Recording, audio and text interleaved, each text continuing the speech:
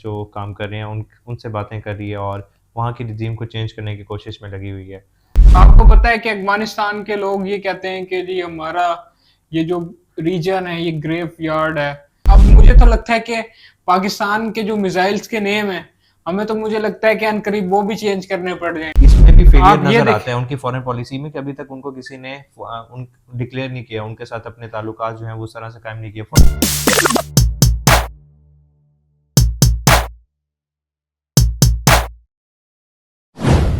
मूसा, अगर रिसेंटली आप न्यूज देख रहे हैं तो उसके अंदर अफगानिस्तान हुकूमत का रिजीम चेंज के बारे में आप सुन रहे हैं। जी, रजीम चेंज की, तालिबान रजीम को चेंज करने की काफ़ी बातें सुनने को मिल रही हैं और इस तरह बताया जा रहा है कि पाकिस्तानी गवर्नमेंट जो एंटी तालिबान नैरेटिव जो रखते हैं और तालिबान के अगेंस्ट जो काम कर रहे हैं उनसे बातें कर रही है और वहाँ की रजीम को चेंज करने की कोशिश में लगी हुई है।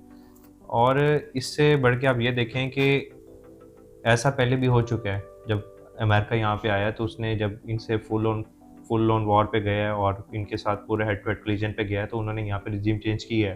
तो हो सकता है कि पाकिस्तान भी इस तरह का कुछ सोच रहा हो।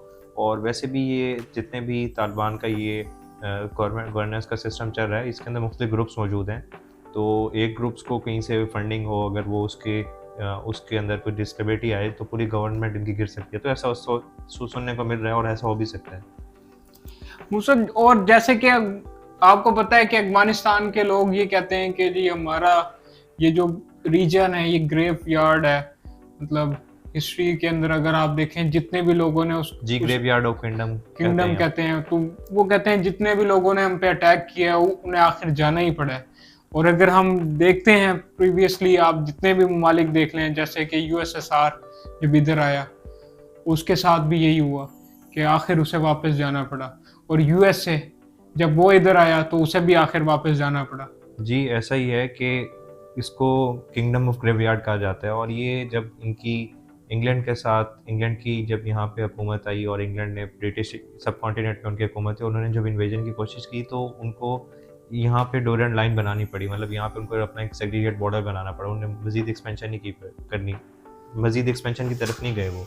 तो इसका हमें लग सकता है इस तरह से कि ये ग्रेवयार्ड ऑफ किंगडम, वहाँ से इसको असल में बेसिकली नाम मिला था ग्रेवयार्ड ऑफ किंगडम का। और इस बेसिस पे ये इसको कह रहे होते हैं। उसके बाद मुझे इससे थोड़ा सा अलग लगता है। मेरा इससे थोड़ा सा और नज़र से देखता हूँ। उसमें आप देखें कि जब यूएसएसआर यहाँ पे आया है और जब अमेरिका यहाँ पे आया है तो उनके जो रीजनल हेड थे जहाँ से वो कमांड कर रहे थे वो काफ़ी डिस्टेंस पे मौजूद हैं। आप यूएसएसआर को देखें, अगर मॉस्को देखें या उस वक्त बिल्कुल जो भी ऐसे था, ही है। तो वो उसका और काबुल का देख लें डिस्टेंस कितना है। और उसके बाद अमेरिका का देख लें, वाशिंगटन डीसी और काबुल का डिस्टेंस कितना है।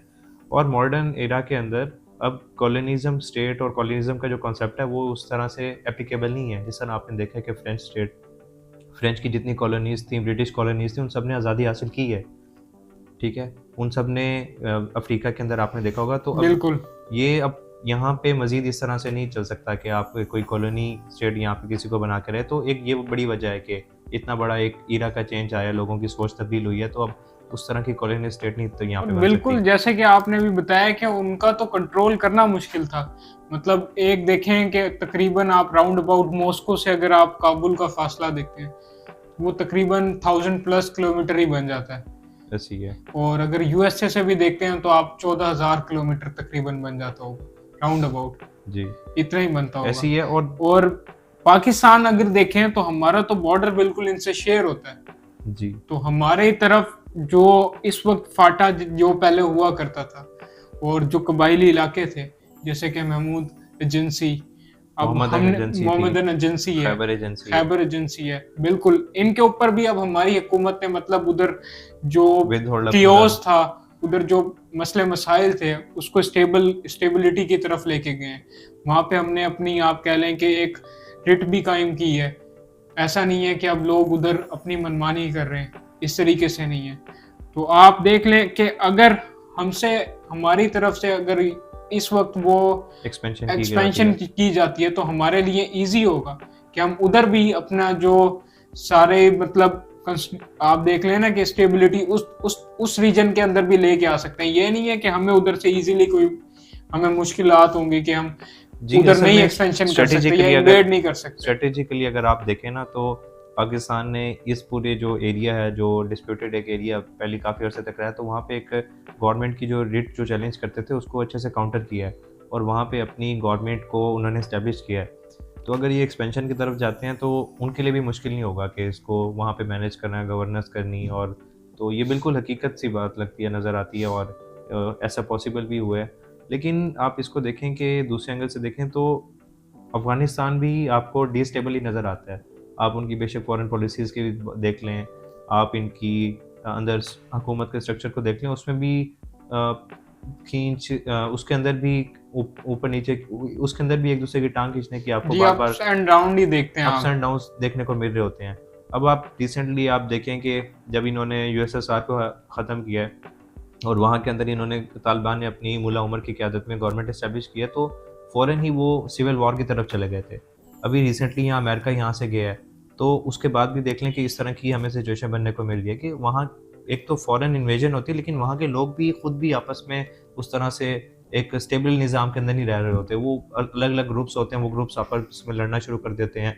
अभी रिसेंटली आप देखें कि सीरिया जो है वो भी, उसके अंदर भी इसी तरह का एक पूरा रिजीम चेंज आया कि एक टेररिस्ट डिक्लेयर बंदा वो एक प्रेसिडेंट बन जाता है और उसके बाद उनकी फॉरेन पॉलिसीज़ आप देखें कि अभी वो यूएन के अंदर जाके मतलब कि अपनी वो तकरीर कर कर आया। यूएन के अंदर जाके उसने अपने कंट्री का स्टांस दिया है और रिसेंटली अमेरिका का दौरा किया है और अभी रशिया गया हुआ है आजकल।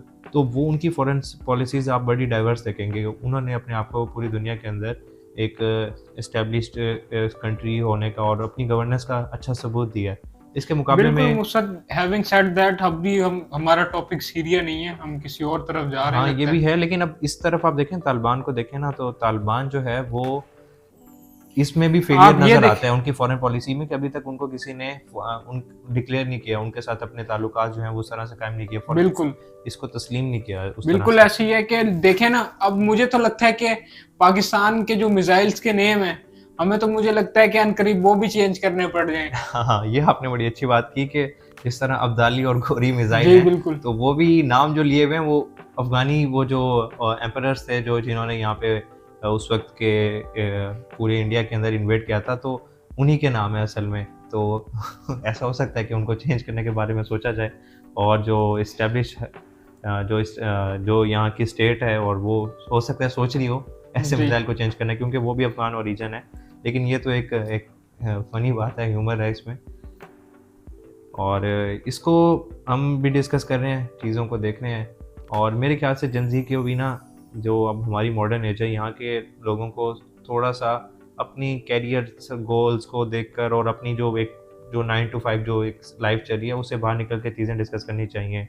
कुछ हॉट टॉपिक्स होते हैं, कुछ करंट अफेयर्स के होते हैं, तो वो डिस्कस करने चाहिए, जिस तरह हम कर रहे हैं। तो आपकी भी अगर कोई राय है या आप भी कोई इस तरह की चीज़ें रखते हैं, तो आप वो ज़रूर कमेंट सेक्शन के अंदर आप उनका इज़हार करें और हम पढ़ेंगे उन्हें। और इस तरह एक पूरी यूथ के अंदर और जो नॉर्मली हमारी एज के जो लोग हैं उनके अंदर ज़रूर कुछ सीखने को मिलेगा और उनके अंदर क्रिटिकल थिंकिंग की जो स्किल है वो ज़रूर डेवलप हो। और इस टॉपिक से रिलेटेड करंट अफेयर्स पे आपके जो थॉट्स हैं आप वो कमेंट सेक्शन में ज़रूर शेयर करें।